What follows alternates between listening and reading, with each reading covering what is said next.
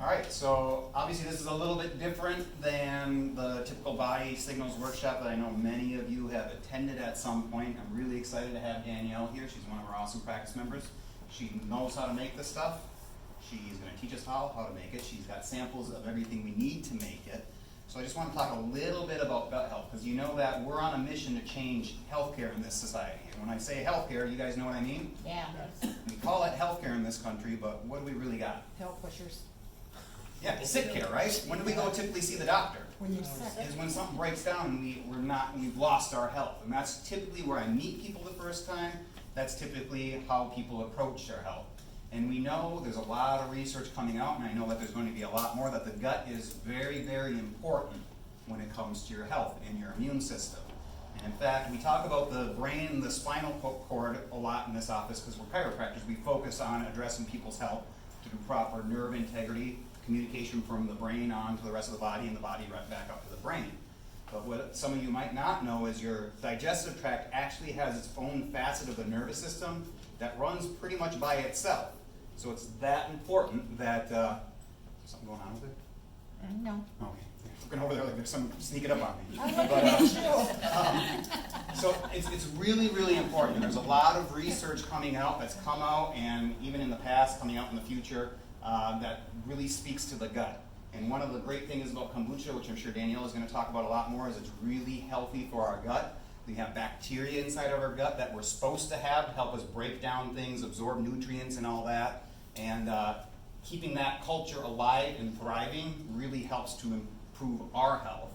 And also it's really important to keep that stuff alive, because if it disappears, like say I'm on a regimen of antibiotics for a while, wipe out all that gut flora, and then it's whatever gets hold first is usually what takes over. And you meet a lot of people who have a lot of health problems, and that's part of the problem, is they've lost a lot of the natural gut flora. It's been replaced by an opportunistic bacteria that's not good for the gut, and then they start having a lot of problems. And I don't know, I don't want to get too gross or anything, but if you ever heard of like fecal transplants and stuff like that, that's the whole purpose of those, is try to restore a healthy gut flora to somebody who has their gut flora wiped out completely. So pretty excited about this one, because I'm not going to yak for like an hour, hour and a half like I do at these things often. We're going to pass it over to Danielle here.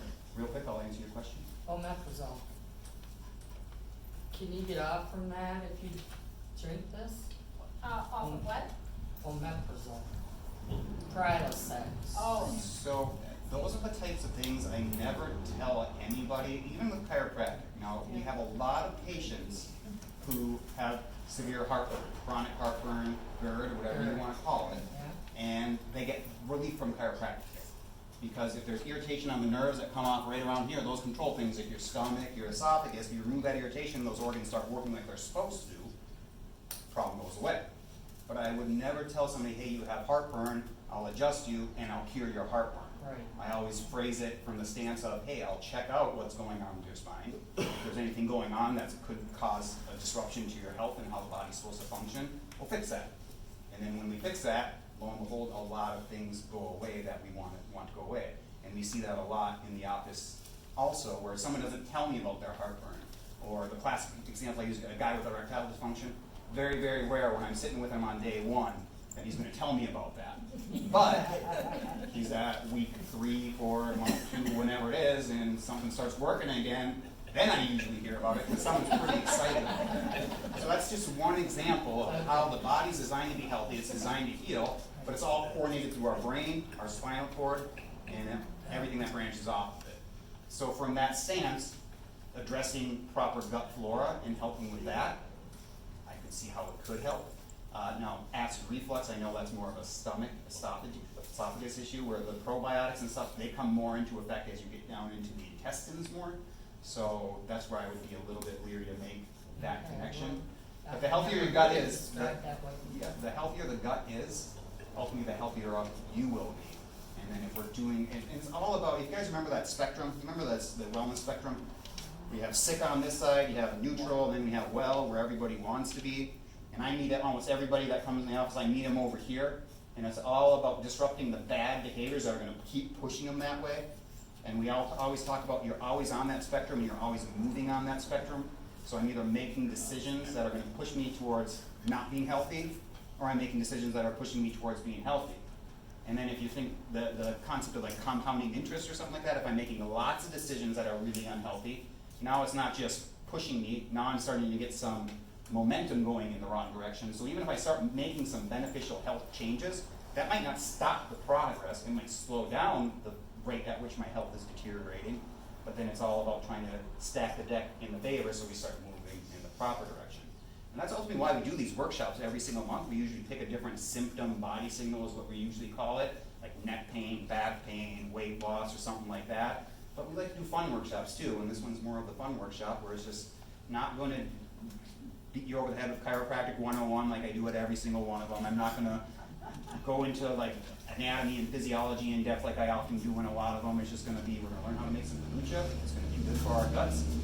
We'll get the samples and stuff. You're interested to take it home. And I guess with that, could everybody join me in welcoming Danielle?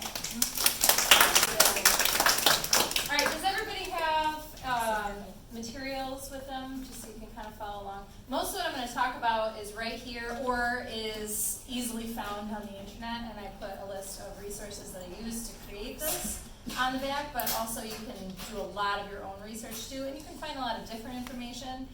As I was saying before, everybody got here. There's a lot of different schools of thought. There are different recipes. There are different ideas that are pretty easy to find, but you just have to figure out what works for you. So we'll talk more about that later. So my name is Danielle Hoskins, and I live in Middleville, and I'm a teacher here for Wayland Schools. I teach just a couple blocks away at Stevie.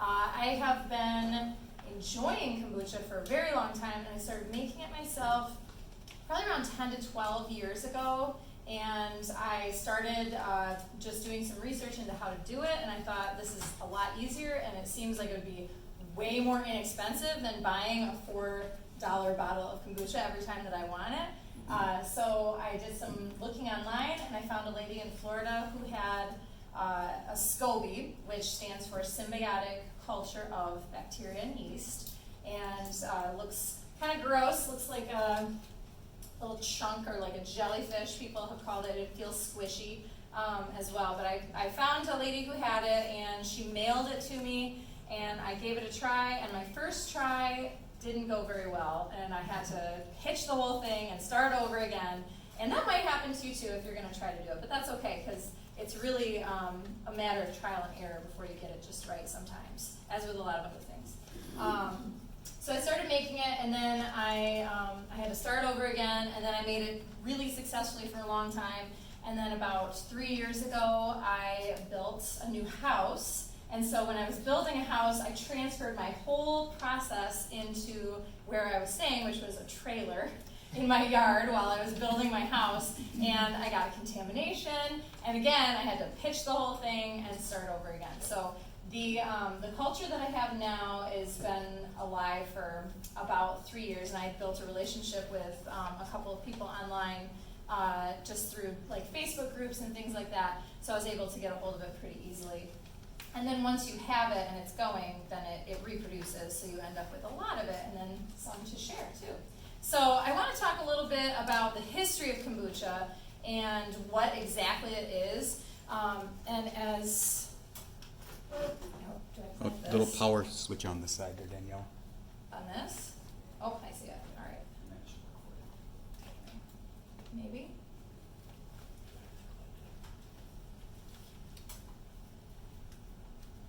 There we go. Oh, I see. Okay. All right, so what is kombucha? It's, again, like I said, you use a symbiotic culture of bacteria and yeast to ferment tea and sugar, and that's basically it. So tea and sugar, you can use black tea, green tea, herbal tea, white tea, red tea, any combination of tea, as long as it doesn't have preservatives or flavorings added to it. So, and I usually just keep it pretty simple, and I get red rose tea because all it has in the ingredients is tea. I found a deal online, I think on Amazon, and I bought a giant case of it, so I have tons of it just stocked up in my pantry. And I also get green tea the same way. You will use for herbal tea, I'll use herbs that I just grow myself, but you can also get it in bulk pretty easily. And what I like to do and I recommend to others is whatever tea you're using to rotate through. So use a different kind of tea every time. And it not only helps you to have a little bit of variety, but it also helps to keep your culture really healthy. Because it's a living thing, it's just like anything else. It needs some variety in its diet, and it gets different nutrients from different kinds of tea. So that can be really important. Now, you can also just use the same thing for a while and be fine too.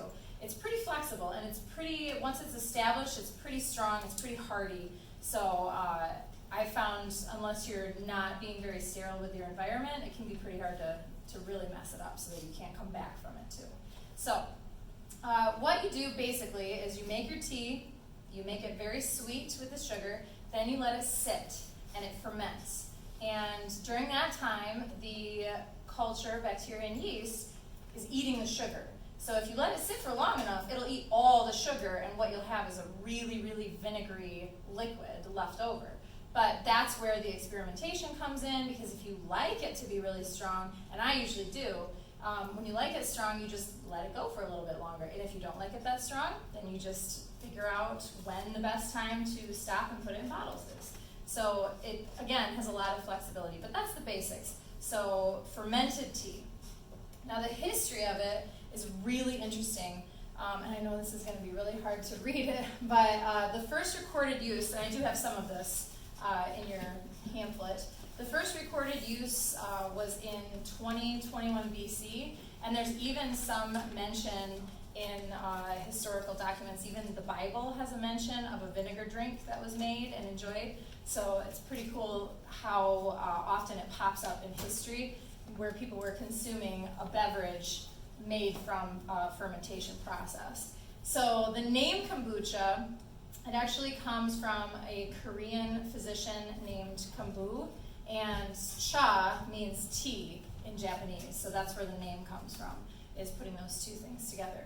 So it was most often thought of to have started in the eastern areas, but also moved to Russia and became really, really popular there.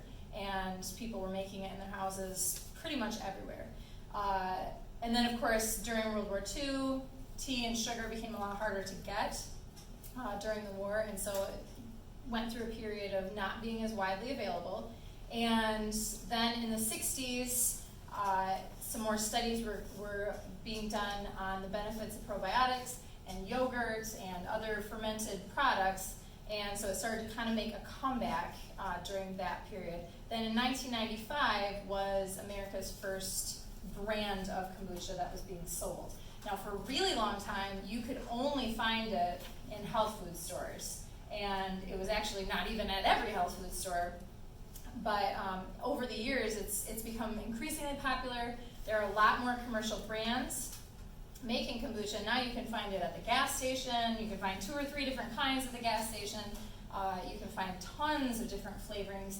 And I will still buy the commercial kind because I like to experiment with flavors. And so when you have different kinds and they have a lot more resources available and a lot more ability to experiment, you can often discover something that maybe you wouldn't have went out and purchased bulk products for, but then if you like it, you can make it from there.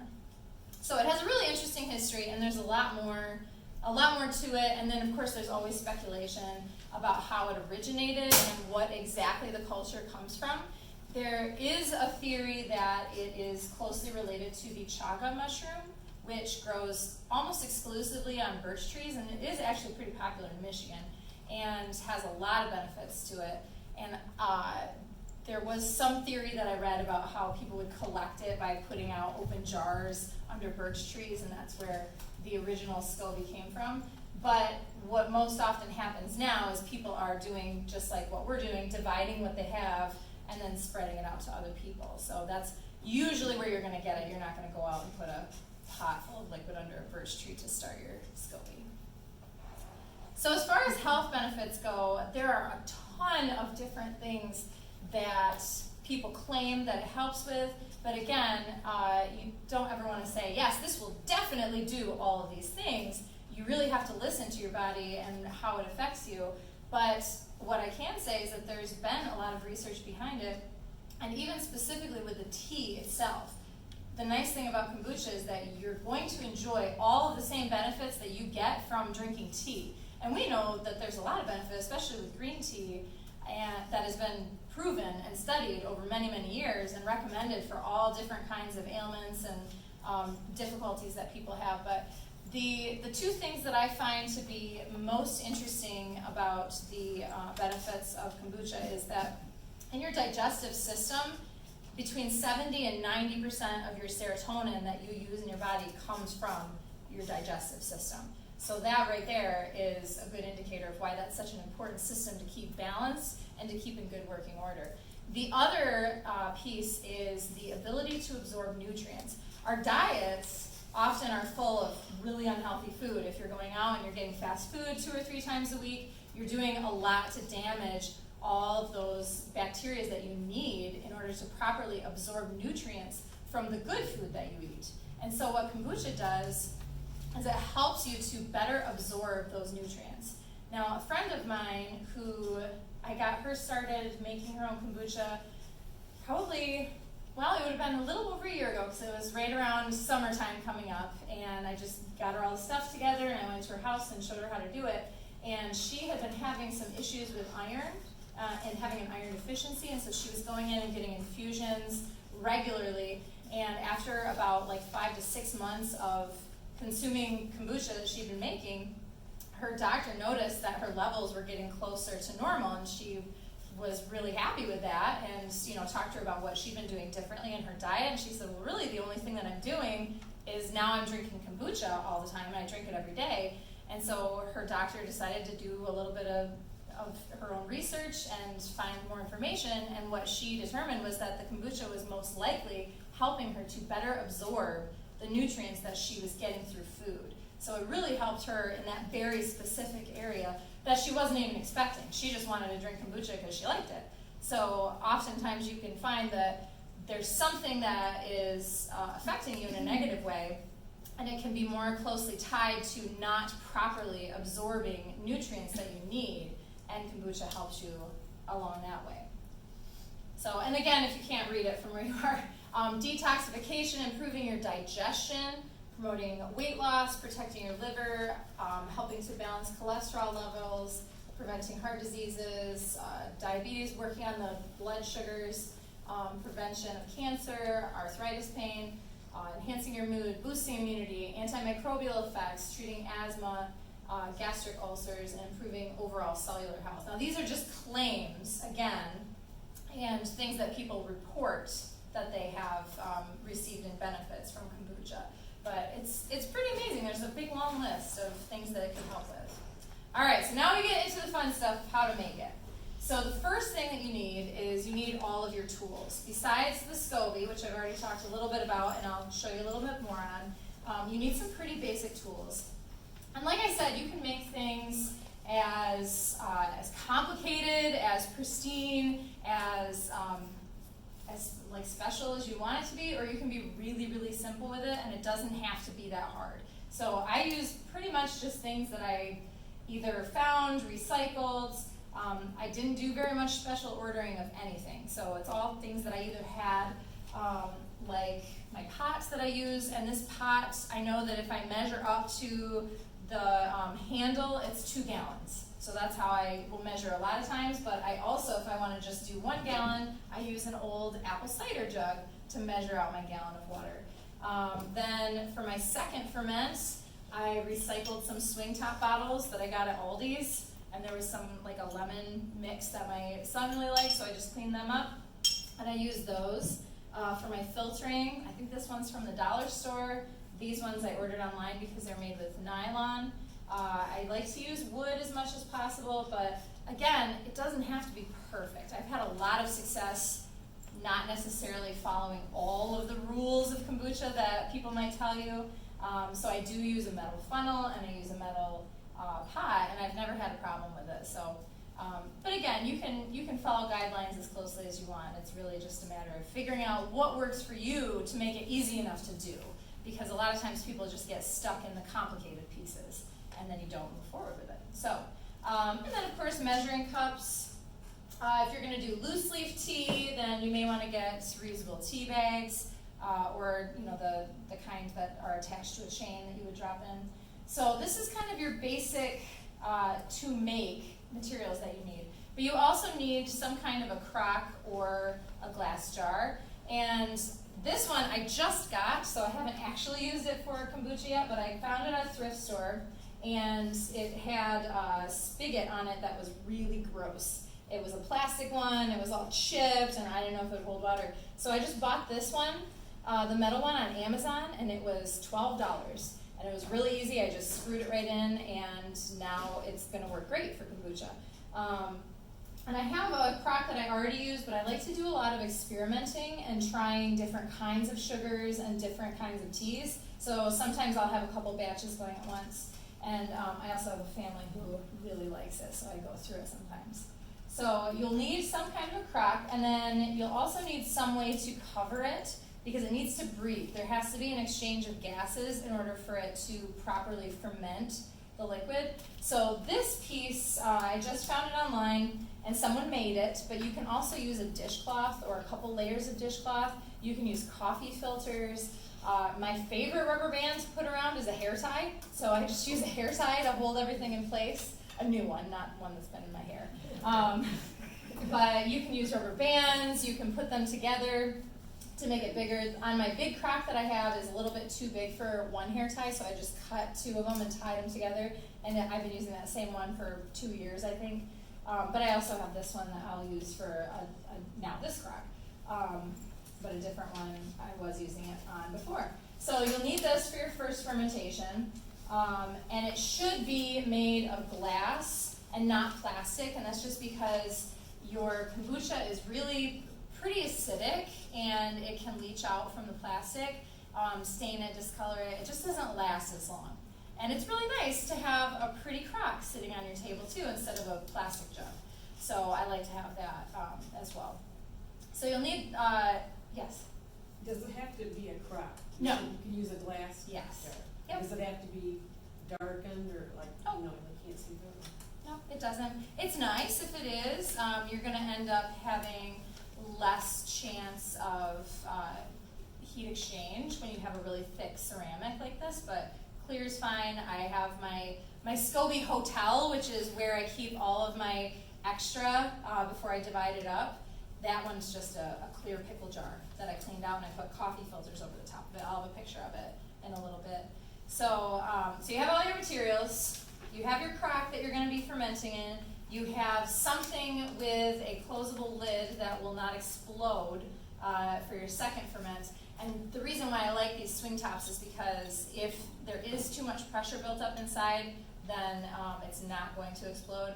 And I have definitely had that happen before, where I've had it just in a growler, and all of a sudden there's a broken growler, and there's kombucha all over my kitchen, and that's not good. So a cork would be Yeah. a good idea. a cork would be good. Yeah, anything that you can close that would still allow some escape of gas if the pressure built up too much.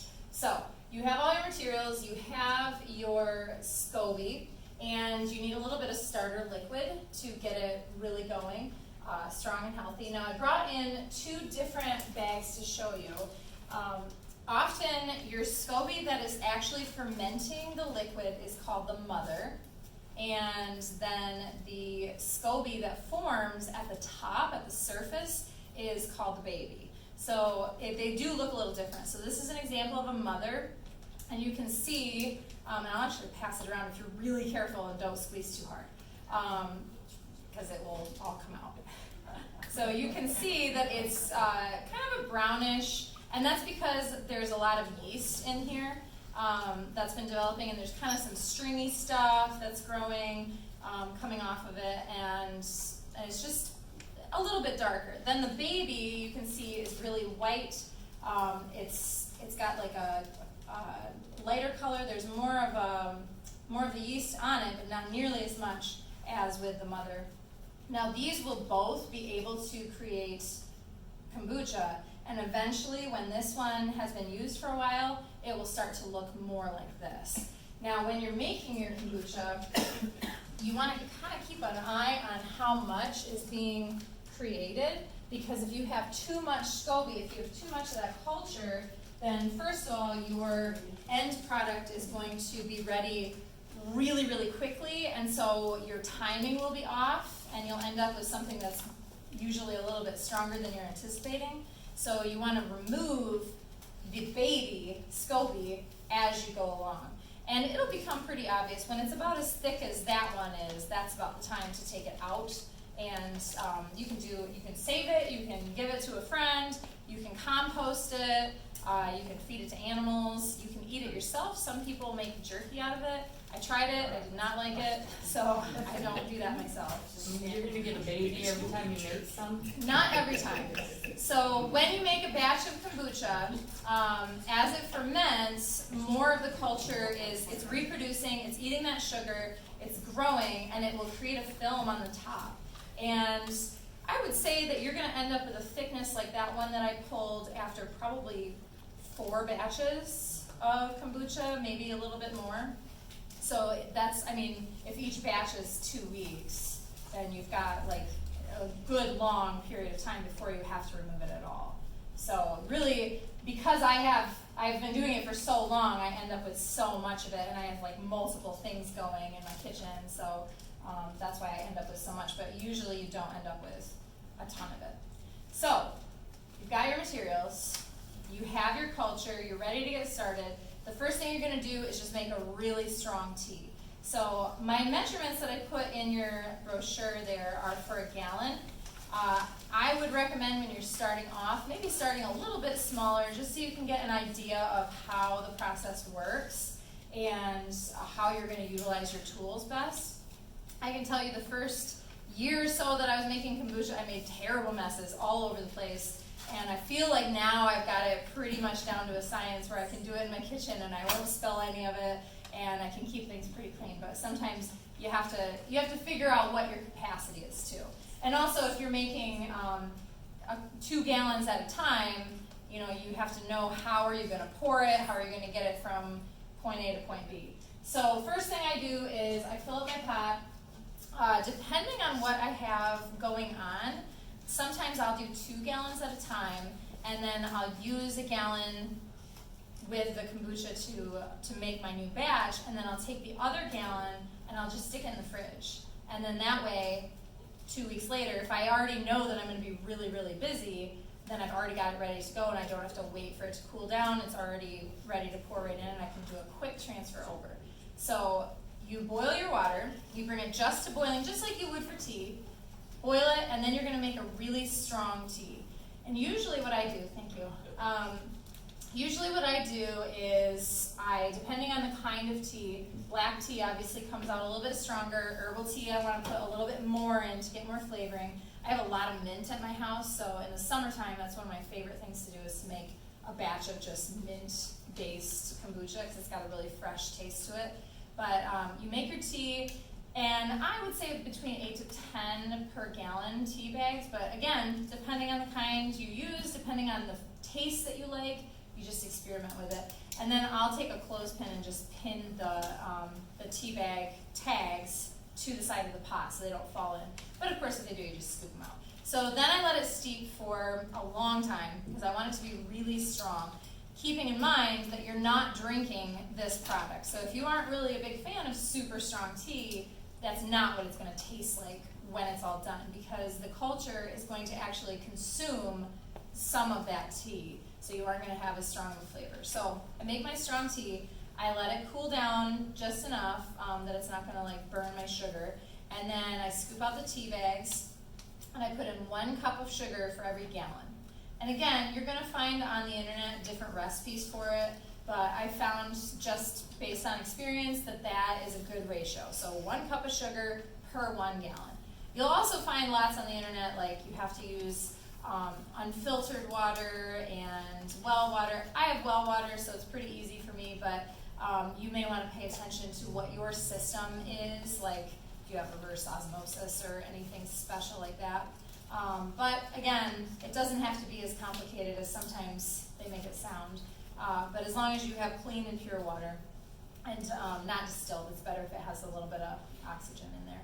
So you make your tea, you add your sugar, you get it mixed up, but then it has to cool to room temperature. So what I do typically is I make my kombucha at night, and I cover up my pot really tight with like saran wrap or tinfoil, something to wrap and hold it on so no dust or anything gets in there, and then I just let it sit overnight. And that way I'm sure that it's at room temperature and it's not going to damage my SCOBY when I pour it in. And then the next morning, all I have to do, take the cover off and pour it in, and it's ready to go. So you're going to have your SCOBY and your starter liquid in your container already.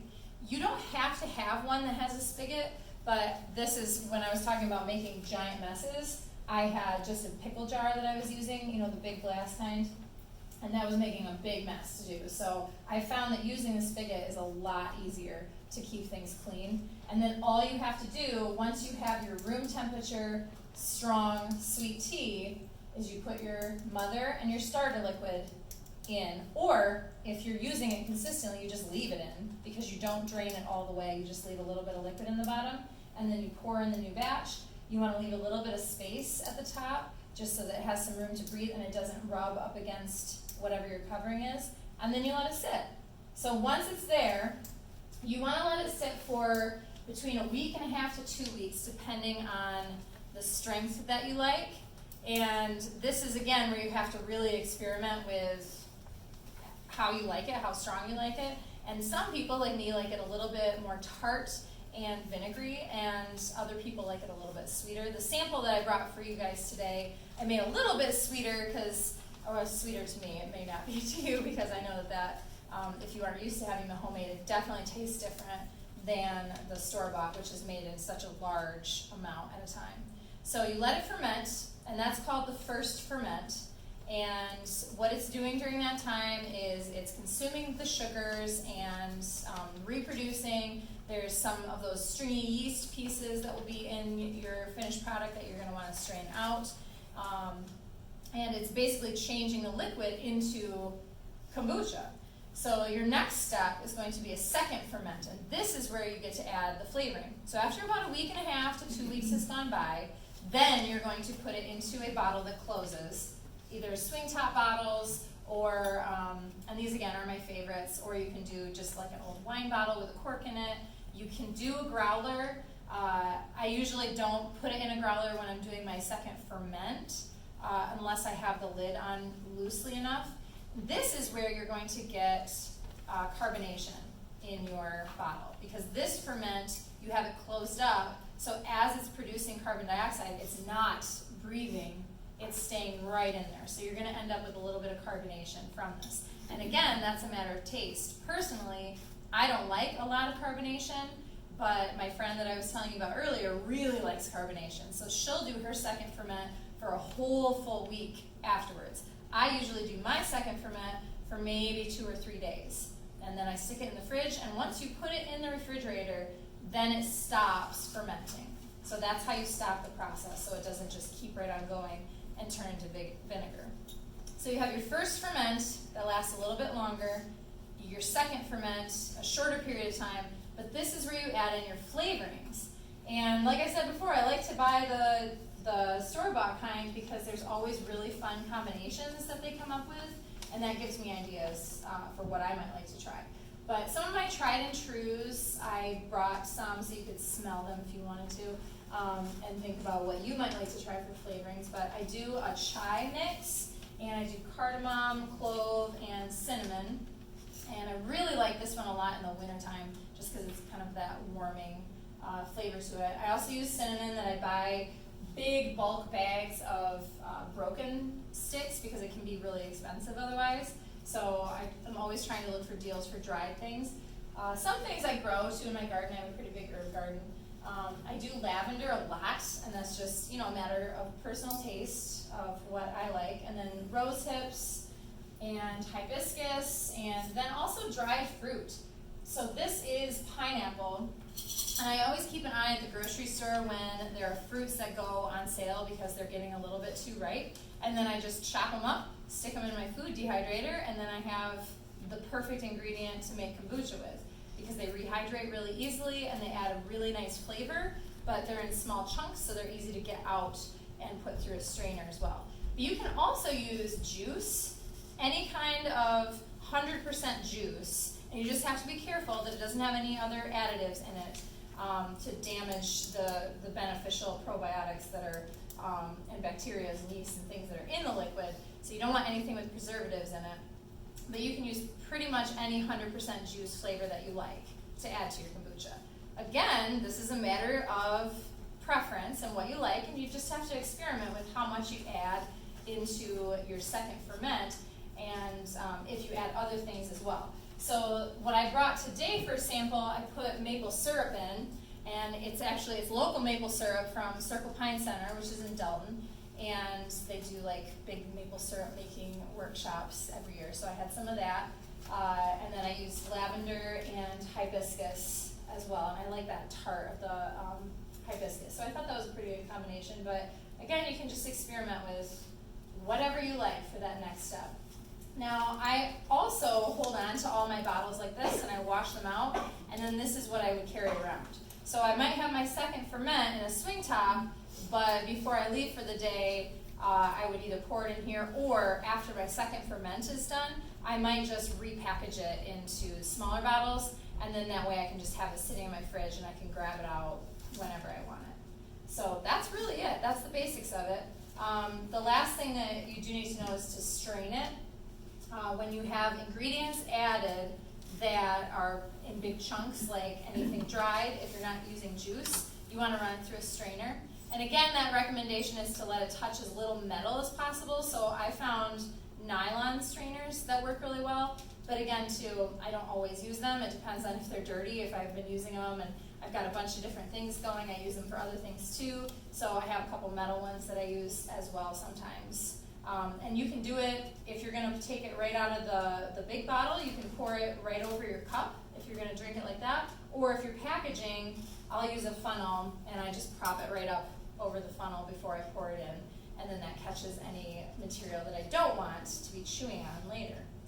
So that's pretty much the process for how to make it. And then again, you have to really experiment with flavorings. You have to experiment with timing and how long you're leaving it in its first ferment stage and its second ferment stage, and decide what you like and go from there.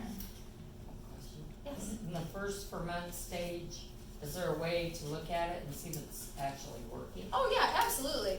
If you have it in a clear container, you'll see it from the outside, but you can peek in there. I would always recommend leaving it covered as much as possible, and anytime that you're getting ready to start a new batch, pour it in. If you're taking out SCOBY to divide it, to leave it uncovered for as short amount of time as possible, because that's when contaminants can get in. And different contaminants that could affect your SCOBY would be like molds. There's a green mold, there's like a white cobwebby mold that can get on it. But it's usually pretty obvious what that is. When you see it, it'll look really bad. It'll look wrong. But I've had people that I've started up before that, have messaged me in a panic. What is this? What's happening? And it just is the new baby SCOBY that's forming on the top, because it does look kind of gross. It's got a weird, like, filmy texture to it. So I took a picture of my setup right now at home and what I've got going on. So this is my crock that I use all the time, and I just have dishcloths on it as the filter, and that's worked really, really well for me. Then I have a couple of other experiments. I was trying erythritol, which is sugar that comes from mushroom and corn base, because I wanted to see if it would work with that, but I didn't want to use a whole lot, so I just made a little jar of it. And then I have another one that I was trying just using a different kind of sugar and tea combination, different ratios. And then this is my SCOBY Hotel, which is that pickle jar that I was talking about. And you can see, just from the coloring, that there's a lot more stuff in it. And then also right here, you can see pretty well. Those are all SCOBYs that I've removed and put into the hotel. And then what I'll do is I'll just cut it into a chunk when I'm ready to distribute it and bring it somewhere else. Metal, knife, or ceramic? Ceramic is what I have. You could use metal if you wanted to. It doesn't hurt it. But I also wanted to do a close-up of this jar because this has worked well for me as well, using a big mason jar, and then I just take paper towel and I put a couple layers of paper towel and then I screw the top right back on, and that holds it on nice and tight, and then you don't even need to worry about a rubber band. So that's been a good method as well. So then I've got a couple of second ferments going right here, and this one has a lot of lavender in it. The lavender floats up to the top. I have hibiscus in the middle one, and I think the end one had some juice in there when I took the picture. So as you can see, I've got a lot of stuff going on at any one time. And then during times of year, if I'm making like kimchi, sauerkraut, there's another version of kombucha that uses honey instead of sugar, and it's spelled J-U-N. So sometimes I'll have a crock full of that. So this whole little corner in my kitchen is all full of fermenting things. And I found that that's a good way to do it, is just have a spot. This is the spot. This is where I keep my tools. The drawer that's right underneath it is where I have all of my strainers and things that I might use to make it, just so it's all right there and at the ready. Does it have to be at a certain temperature? Can you put it down in a basement or someplace where it's cooler? You can. It's better to be a little bit warmer than cooler, though. I mean, in my house, I keep it 65 in the winter, and it's been totally fine. I've never had any problems with it not producing the way that it should, being at that colder temperature. But it's always really nice to have it at a easy to notice place too, because sometimes when you get busy with your life, it's every 2 weeks. You know, that's a long time to wait before you're doing something, and so if you don't have it marked out, you might just forget. So a lot of times, if I have several batches going, I'll just stick a piece of tape on it, and I'll write the date of when I started it. So in that way, I'll better be able to keep track of when I need to change it over. What do you do in the summer if you keep it in the winter at 65? In my house, Yeah. How do you keep it cooler in the summer? I open the window. That's pretty much it. I don't have air conditioning, so. I was just wondering because you said it's better if it's cooler instead of warmer. No, it's better if it's warmer. Oh. It's better if it's warmer. If it gets too cold, that's why I was saying, once you put it in the refrigerator, then, yes, then that's what stops the fermentation process. So it's better to be a little bit warmer. And I think in the paper that you showed me earlier, the directions said 75 to 85, yeah. So it doesn't really hurt it. But like I said, it's because I don't have air conditioning, my temperature in my house definitely fluctuates, and I haven't ever had a problem with that having any effect on it. You can't poison yourself with bad SCOBY. Not with bad SCOBY. You do have to be careful though, because the contaminants can hurt you. So you do have to, when you're getting ready to bottle it, you do want to take a little peek in there and make sure that you don't have cobwebby mold, or fruit flies can be an issue as well if you don't have a tight enough cover on there. And I had a batch at one point that I had to throw out because I had fruit flies that got in, and I just couldn't get them away from it. So I just cleaned the whole thing, put it off to the side, and I waited, and I got the little fruit fly traps and got it all taken care of, and then started over again. So this is just a picture that I took when I did a workshop at my house, and I made a whole bunch of different flavors and labeled them out. But usually when I'm making different flavors, I'll do a whole bunch of little bottles like this too, and just experiment with different things that I might like and go from there. And there's my kitchen also. Have you ever tried it with reishi tea? I haven't. No. I usually stick to pretty basic, like teas, what I have and what's inexpensive. So, and then I really like this quote to go along with kombucha. Every time you eat or drink, you're either feeding disease or you're fighting it. And kombucha, I believe, is a great way to fight some of those nasty things that can go on in your gut. So, I would love to share the sample that I brought in of some homemade kombucha, and I would love to answer any questions that you might have. And this brochure that I gave you has a lot of information that should help you. A lot of the things that I talked about, pretty basic steps to your first fermentation, your second fermentation, flavoring ideas. If you think of some things just based on what I was talking about or what I brought in, You may want to write down some ideas for combinations, then some tips, tricks, and troubleshooting. And again, your basic recipe of what you need, and then some things to remember. But like I said, the resources on the back, there's a ton more information out there, and always keeping in mind too that because there's so much information from such a variety of sources, and people like me who just have things based on their own experience, it is important to remember that you just want to keep it what works for you and what's simple for you. So, like I said, you don't have to necessarily only use things made out of nylon and ceramic. If you only have a metal funnel, use the metal funnel and it'll be okay. So, all right, well, do we want to grab that kombucha out and we can... Yeah, let's get the servings out to everybody that's interested in trying. And then while you guys are sipping, we'll do question and answer. Real quick, because I saw some of you taking pictures of slides, just like all the workshop. Anybody that's interested will have those little the name with email thing. Write your name and email on it. Give it to Katie at the end. And I'll email off the slides. And yeah, the video is recorded going on YouTube, so if you're watching it, you want the slides, get a hold of us. The SCOBY, she has samples of the SCOBY. I think you said you were going to do it for $5? Yeah. $5 a pop, just help cover her expenses on it. So if anybody's interested in taking some of it to bring it home and you want to bring it home today, we have that available also. There's one other thing. Do you have contact information? Sure. Yeah. if you wanna- And the packet, the note packet, especially for if you're watching this on YouTube or somebody knows somebody that, we can make copies of these too, so they can all the resources and things like that, get all their helpful hints. So nobody has to sweat about trying to watch a video 20 times, trying to get that last piece of information that they missed or something like that, okay? Thank you. So why don't we have it trickle this way, and why don't we just do it row by row? So we'll start in the back, we'll work our way up to the front, and anybody that's interested, come on up, get your sample, and while you guys are sipping, we'll do some question and answer.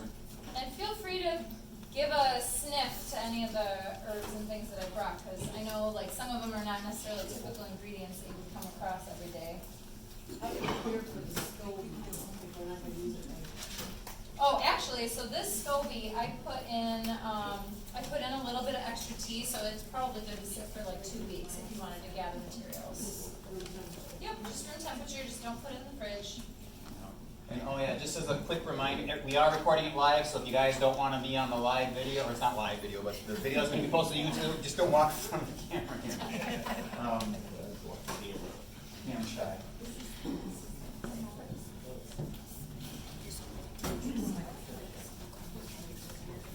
Yeah? There's a lot of fun. Keep an eye out, we'll get it posted to YouTube, so everything will be online. And videos will actually do it all. Okay? Yep, I worked on some. Yeah, no, that's what she told me. Well, we're recording it, so she won't miss it. Oh, you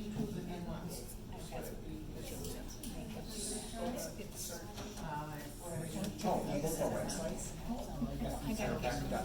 Oh, there's a button up in the top right hand corner, there's a YouTube icon. Click on that, that's great for our YouTube page. That's my This flavor create a link. is lavender, hibiscus, and maple.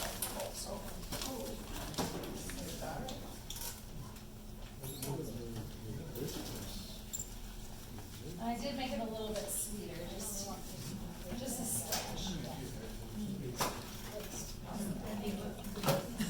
Yeah. I haven't tasted it yet, so we'll see.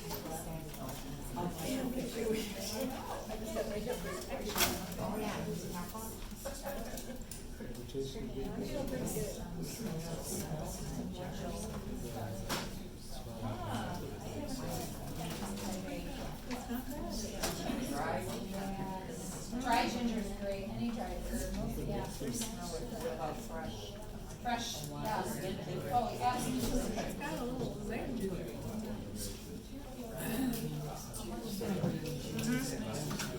I just like, I really just estimate it, like, again, I kind of go. Does everybody wanna get emailed the slides? Put too much in there, and then. Or the email slides, the video? A really strong flavor, but I usually for sweet stuff, I don't put about that much flavor in it. If you want copies of the slides though, Yeah. write your email and name on one of those pieces of paper. Fresh She'll raspberry? gather them all up at the end. I'll email everybody a copy of the slides so you can actually go along with the slides, okay?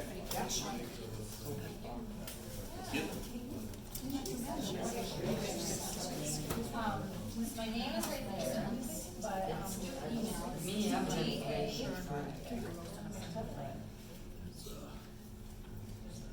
Thank you. Okay. I. Had it before? 7-3. No? Okay. 7-3.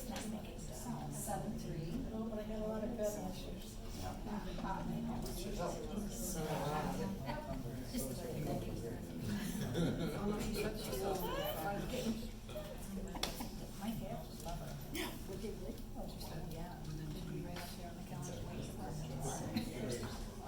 Did everybody get samples at once? Okay. and this is really tasty. Good, I'm glad you like it. Is this enough for 2 gallons? I would, so with these ones, I would maybe start with a smaller amount. Like a gallon or maybe a half gallon, just to get it really established. And then about a gallon. But you can use a small amount with more liquid, it just takes longer. So that's why I recommend like getting it really strong and healthy, at first before you go on. So. Yep, whole thing, the liquid and everything, that goes in the bottom of your crock, and then you put your room temperature sweet tea on top of it. So this whole thing goes in there? Yeah, yeah, it's pretty low. Oh yeah, definitely. Well, the store-bought is always really fizzy, but they add carbon dioxide to theirs, much the same as like, you know, when you get a beer on tap, but they add the carbon dioxide into it.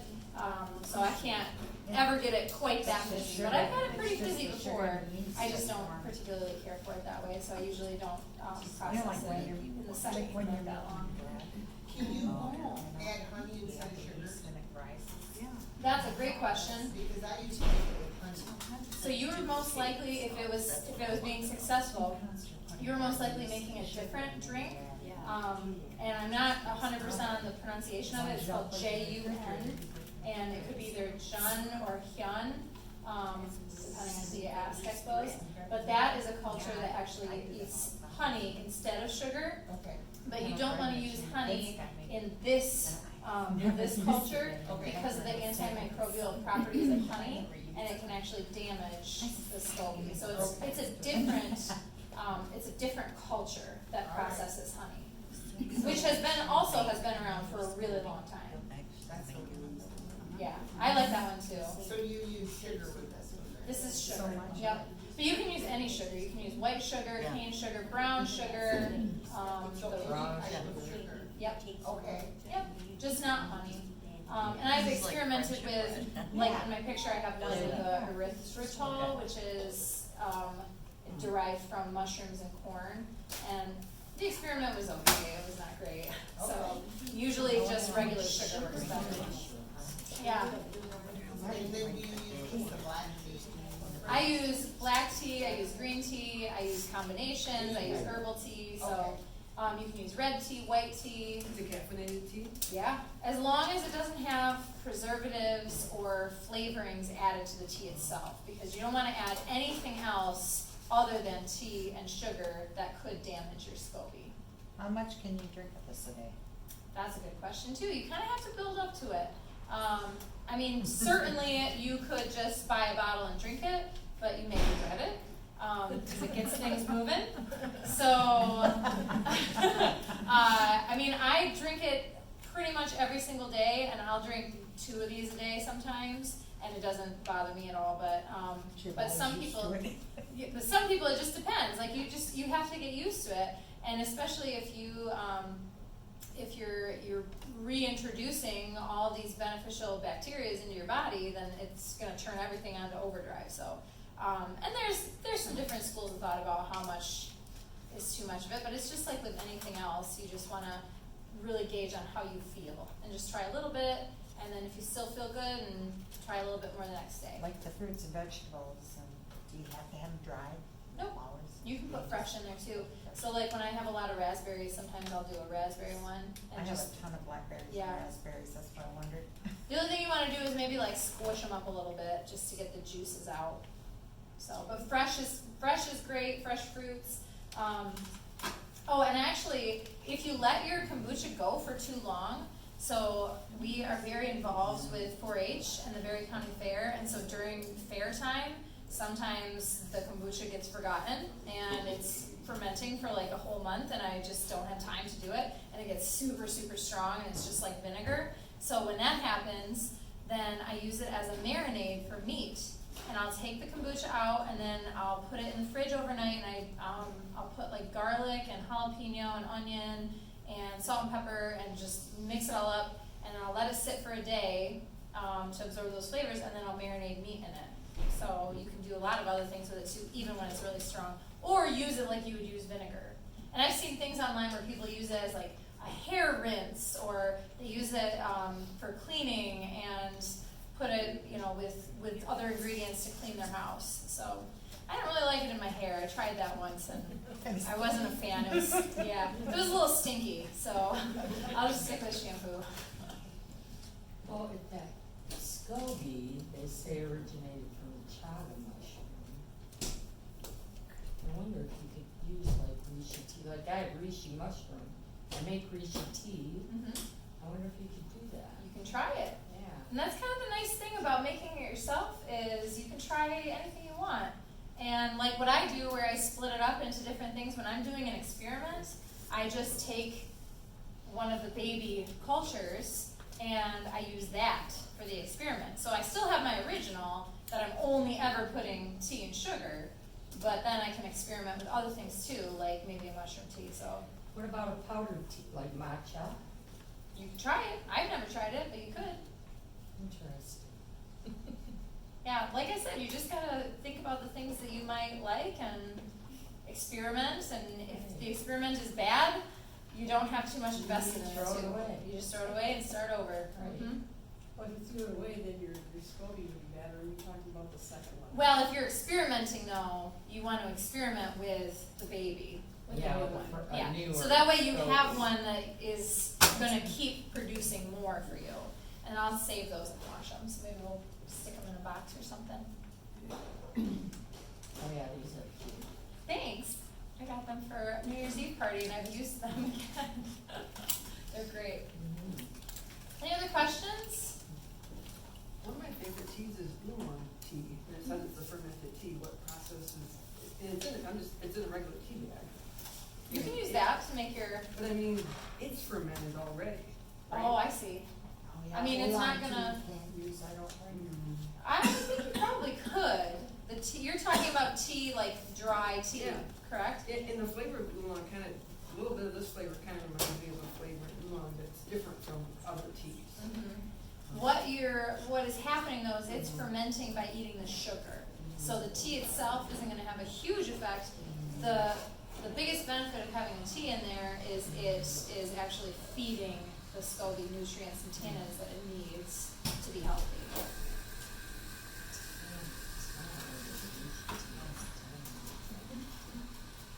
Well, and that's also why I said to rotate through. Right. You know, so if you wanted to try something one time, one tea, and then try a different kind the next time, yeah, definitely. Find a good squishy one. Those are the best ones. There you go. Can we use it, Jeff? What's Contact that? information. Sure. What do you have in your hotel? What do you? Oh, so the hotel is just like full of SCOBY babies that I've taken out and put into that jar, and then every time that I make kombucha, I just add a little bit of the sweet tea in there. Because it's really, really strong, it's really hearty, this culture, and so it's not going to do anything to have a contaminant. It kind of goes into a hibernation, really, when it isn't having a lot of food, but I do give it just a little bit of that sweet tea just to kind of keep it going and to keep it from drying out. Because I have had that happen before where I've had like a piece of the top dried and then I just take that out and toss it. So, any other questions? Feed it to the chickens. Or I give it to the chickens, yeah, they like it. Pigs like it too. contact information? Sure, my email is probably the best, and it's Dani, D-A-N-I-I, 7373, Dani with 2 I's, 7373 @hotmail.com. All right. Oh, I know.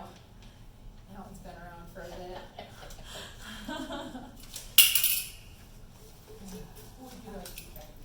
Just me, Danielle Hoskins. It's on the, pamphlet on the bottom. Oh, okay. All right, any other questions? What was that flavor? Good. This was, lavender, hibiscus, and maple. And I don't always add sweet stuff, because I like it a little bit more tart. So I don't usually add in like maple or sugars or anything after. But I wanted to make it something that would be palatable to more people than Is just it a me. maple flavor, like? No, it's maple syrup. So yeah, the maple syrup, I helped cook down this maple syrup. It was at Circle Pine Center in Dalton, and they do big maple syrup weekends. There's like a huge grove, and so they tap the trees and cook it down over big fire. And The first fermentation, or started, that was sugar in the tea. yep, And then the second one is when you put the maple syrup Yes. in it. yep. So all I ever do for my first one is just the tea and the sugar, and then the flavoring comes into the second ferment. So you add that all together in one pot and then put it in the bottles. Yep. And I fermented it for the second ferment in a big jug, like a 2-gallon size jug. And then when I strained out the flowers and everything, then I just poured it into a couple of growlers to put in the fridge. $8 are all there. What is that, stuff next to that? Kombucha? In the brown This? bottle, yeah. Oh, it's just an empty bottle. Oh. Yeah. I thought If you it looked wanted, like I there was had, some kind of flavor or something. this one was tart cherry, but no, there's nothing in it. Okay. I had a couple of empty bottles in case anybody wanted one if they were gonna try to make it at home and needed an empty bottle. I kept, I am a fan of reusing. yep. Is a dark bottle better? Not necessarily. For homemade Kahlua it is. That's a different workshop. Which I made. Well, thank you very much. If you have other questions, I'll be around for a while. You can always email me too, and I hope that you have great luck with making your own kombucha. Thank you. Thank